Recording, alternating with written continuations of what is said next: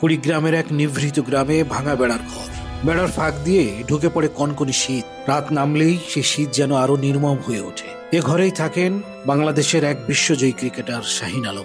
হ্যাঁ, ঠিকই শুনছেন, যে শাহিন আলম 2020 সালে বাংলাদেশের অনূর্ধ্ব-19 ক্রিকেট দলের সঙ্গে বিশ্ব চ্যাম্পিয়ন হয়েছিল। আজ তার দিন কাটে অভাবে, অবহেলায়। একসময় তার হাতে ছিল ব্যাট, বুকে ছিল লাল সবুজের স্বপ্ন। বিশ্বজয়ের মঞ্চে দাঁড়িয়ে যে ছেলেটি দেশের পতাকা উঁচিয়ে ধরেছিল, আজ সেই ছেলেটি নিজের ঘরের বেড়া ঠিক করার সামর্থ্য হারিয়েছে।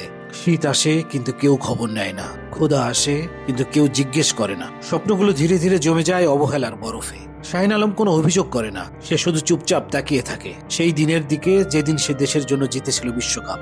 প্রশ্নটা খুব সহজ কিন্তু ভয়ঙ্কর। দেশ কি তার চ্যাম্পিয়নদের মনে রাখে শুধু ট্রফি তোলার আগ পর্যন্ত? শাহিন আলম আজ আমাদের দয়া চায় না, সে চায় স্বীকৃতি, চায় একটু সম্মান, চায় বাঁচার ন্যূনতম সুযোগ। আজ যদি আমরা নীরব থাকি, আগামীকাল হয়তো আরো অনেক শাহিন আলম নীরবে হারিয়ে যাবে। কারণ একটি দেশ তখনই সত্যিকারে বড় হয় যখন সে তার নায়কদের জয় ও দুর্দিন দুটিতেই পাশে থাকে।